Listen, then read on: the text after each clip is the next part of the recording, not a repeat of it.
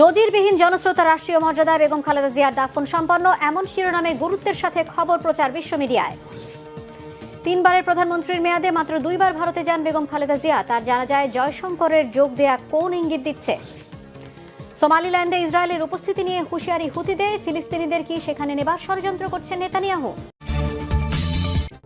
Somaliland ইস্যুতে চরম উত্তেজনা ছড়িয়ে পড়েছে ইসরায়েল ও ইয়েমেনের হুতি যোদ্ধাদের মাঝে। সোমালিল্যান্ডে ইসরায়েলের যে কোনো উপস্থিতিকে সামরিক লক্ষ্যবস্তু হিসেবে বিবেচনা করার কড়া সতর্কবার্তা দিয়েছে ইয়েমেনের হুতি যোদ্ধারা। এ ধরনের উপস্থিতি সোমালিল্যান্ড এবং ইয়েমেনের বিরুদ্ধে আগ্রাসন এবং এই অঞ্চলের নিরাপত্তার জন্য হুমকি হিসেবে উল্লেখ করেছে তারা। সোমালিয়ার একটি অংশকে স্বাধীন ও সার্বভৌম রাষ্ট্রের স্বীকৃতি দিয়েছে ইসরায়েল। এই পদক্ষেপের নিন্দা জানিয়েছে সোমালিয়া ও আফ্রিকান ইউনিয়ন। এবার সোমালিল্যান্ড ইস্যুতে ইসরায়েলকে সতর্কবার্তা দিয়েছে ইয়েমেনের হুতি গোষ্ঠী। সোমালিল্যান্ডে ইসরায়েলের যে কোনো উপস্থিতিকে সামরিক লক্ষ্যবস্তু হিসেবে বিবেচনা করা হবে বলে হুঁশিয়ারি দিয়েছে ইয়েমেনের গোষ্ঠীটির প্রধান আবদেল মালিক আল হুথি এক বিবৃতিতে বলেন, সোমালিল্যান্ডে ইসরায়েলের যে কোনো উপস্থিতিকে আমাদের সশস্ত্র বাহিনী একটি সামরিক লক্ষ্যবস্তু হিসেবে বিবেচনা করবে, কারণ এটি সোমালিল্যান্ড এবং ইয়েমেনের বিরুদ্ধে আগ্রাসন এবং এই অঞ্চলের নিরাপত্তার জন্য হুমকি। 29 ডিসেম্বর এক প্রতিবেদনে এসব তথ্য জানিয়েছে সংবাদ মাধ্যম আল জাজিরা। সোমালিল্যান্ডের অবস্থান এডেন উপসাগরের তীরে, যা সরাসরি ইয়েমেনের উল্টো দিকে এবং বাবেল মানদেব প্রণালীর ঠিক পাশেই অবস্থিত। বিশ্বের প্রায় 1/3 জলপথের বাণিজ্য এই পথেই পরিচালিত হয়। 2023 সাল থেকে হুথিরা লোহিত সাগরে ইসরায়েলি সংশ্লিষ্ট জাহাজগুলোতে নিয়মিত হামলা চালিয়ে আসছে। সোমালিল্যান্ডের উপকূল রেখা থেকে হুথিদের মূল ঘাঁটি হোদেইদার দূরত্ব 300 থেকে 500 কিলোমিটার। ফলে ইসরায়েলের জন্য সোমালিল্যান্ড একটি ফরওয়ার্ড ডিফেন্স বা সম্মুখ প্রতিরক্ষা ঘাঁটি হিসেবে কাজ করবে। বিশ্বে ইসরায়েলি প্রথম দেশ যারা এই অঞ্চলটিকে রাষ্ট্রের স্বীকৃতি দিয়েছে। ইসরায়েলের এই স্বীকৃতিকে প্রত্যাখ্যান করেছে মধ্যপ্রাচ্য ও আফ্রিকার দেশগুলো।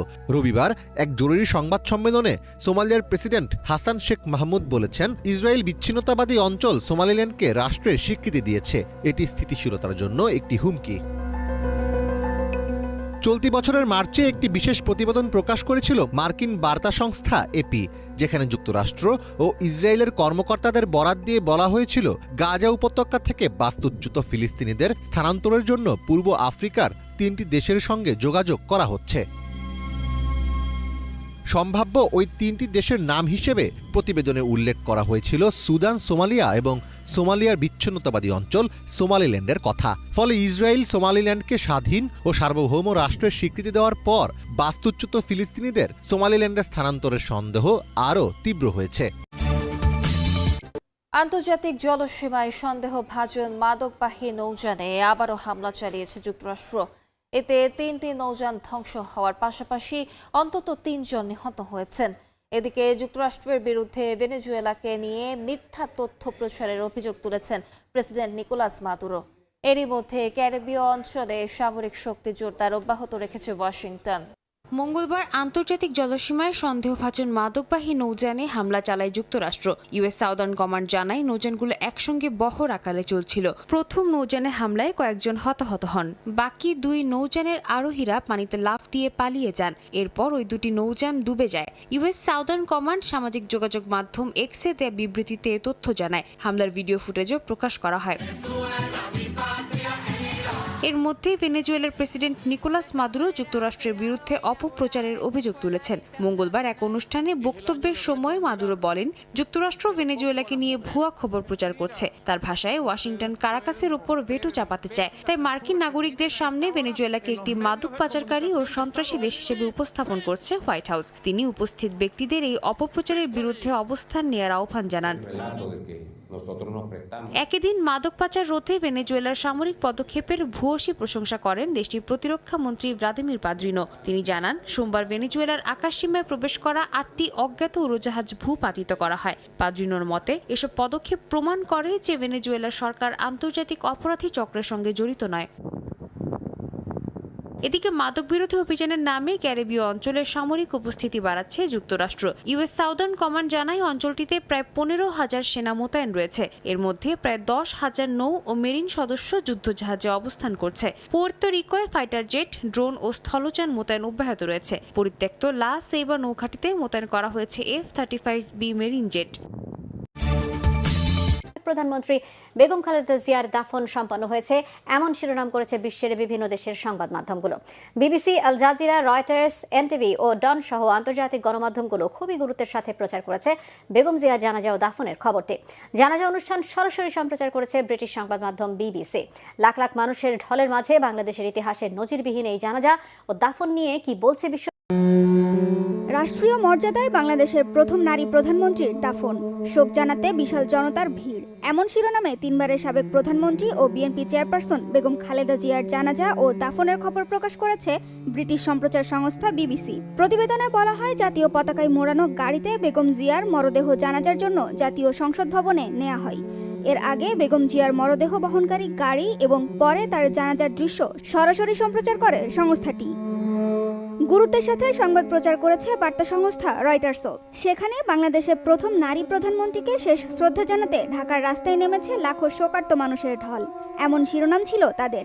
খবরে বলা হয়, সাবেক প্রধানমন্ত্রীর জানাজায় অংশ নিতে রাজধানী ঢাকায় বিপুল পরিমাণ সাধারণ জনগণের সমাগম। জনস্রোতের একটি ভিডিও প্রকাশ করেছে রয়টার্স। কাতার ভিত্তিক সংবাদ মাধ্যম আল জাজিরার প্রতিবেদনেও উঠে এসেছে জননেত্রীকে শেষ বিদায়ের খবর। কিভাবে কঠোর নিরাপত্তা এবং রাষ্ট্রীয় মর্যাদায় তাকে সমাহিত করা হয়েছে তার বিস্তারিত বর্ণনা দিয়েছে সংবাদ মাধ্যমটি। শোকস্তব্ধ জাতি প্রয়াত প্রধানমন্ত্রীর স্মরণে 3 দিনের রাষ্ট্রীয় শোক পালনের খবরও স্থান পেয়েছে আল জাজিরার পাতায়। সাবেক প্রধানমন্ত্রী বেগম খালেদা জিয়ার দাফনে অংশ নিতে আগেই ঢাকায় পৌঁছান ভারতের পররাষ্ট্রমন্ত্রী এস জয়শঙ্কর। বেগম জিয়ার দাফনে তার অংশগ্রহণের খবর প্রকাশ করেছে দেশটির গণমাধ্যম এনডিটিভি। সাবেক প্রধানমন্ত্রীকে স্বামীর পাশে সমাহিত শিরোনামে প্রতিবেদন প্রকাশ করেছে গণমাধ্যমটি। এবার কি ইসরায়েলের বিরুদ্ধে বড় কিছু করতে চলেছে ইরান? কারণ ইরানের সামরিক বাহিনী জানিয়েছে যুদ্ধে লড়তে ব্যাপক প্রস্তুতি গ্রহণ করেছে তারা। এমনকি দেশটির সামরিক বহরে রয়েছে এমন মিসাইল যার শক্তির মাত্রা এখনো কেউ জানে না। সেই ক্ষেপণাস্ত্র দিয়েই কি এবার ইসরায়েলে হামলা চালাতে যাচ্ছে ইরান? এদিকে ইরান যে সত্যি সত্যি সামরিকভাবে উল্লেখযোগ্য হারে প্রস্তুতি নিয়েছে সে বিষয়টি যুক্তরাষ্ট্রকে জানিয়েছেন ইসরায়েলের প্রধানমন্ত্রী বেনিয়ামিন নেতানিয়াহু। তাই তো ইরানের বিরুদ্ধে আবারও হামলার জন্য মার্কিন প্রেসিডেন্ট ডোনাল্ড ট্রাম্পের অনুমতির অপেক্ষায় ইসরায়েল। প্রশ্ন হলো, আবারও কি মধ্যপ্রাচ্য উত্তপ্ত হয়ে উঠবে? যুদ্ধের আগুন এবার কত দূর গড়াবে? যে কোনো সম্ভাব্য পরিস্থিতির জন্য প্রস্তুত রয়েছে ইরানের সশস্ত্র বাহিনী। ইসরায়েলের উদ্দেশ্যে এমন হুঁশিয়ারি দিয়েছেন ইরানের সশস্ত্র বাহিনীর জ্যেষ্ঠ মুখপাত্র ব্রিগেডিয়ার জেনারেল আবুল ফজল শেকারচি। তার দাবি, ইহুদিবাদীদের বিরুদ্ধে যুদ্ধের জন্য প্রস্তুত রয়েছে দেশটির সশস্ত্র বাহিনী। তিনি জোর দিয়ে বলেন যে ইসরায়েলের বিরুদ্ধে সাম্প্রতিক যুদ্ধে ইরান তার প্রকৃত ক্ষেপণাস্ত্র শক্তি ব্যবহার করেনি। এক প্রতিবেদনে বিষয়টি নিশ্চিত করেছে মধ্যপ্রাচ্য ভিত্তিক সংবাদ মাধ্যম মেহের নিউজ এজেন্সি।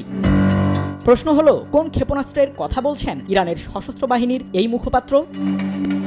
চলতি বছরের জুনে টানা 12 দিনের যুদ্ধে জড়ায় ইসরায়েল ও ইরান। তবে সেই যুদ্ধে অবশ্য নেতানিয়াহুর দেশটিকে বেশ কড়া জবাবই দেয় তেহরান। ইসরায়েলের প্রতিরক্ষা বহরে থাকা 3rd মডেলের এয়ার ডিফেন্স সিস্টেম সহ ইহুদিবাদীদের উন্নত বিমান প্রতিরক্ষা ব্যবস্থাগুলোকেও গুড়িয়ে দেয় ইরানের ছোড়া ব্যালিস্টিক মিসাইল। আর এর মাধ্যমেই মূলত ইরান বিশ্বকে জানান দেয় যে দেশটির ক্ষেপণাস্ত্র সক্ষমতা ঠিক কতটা।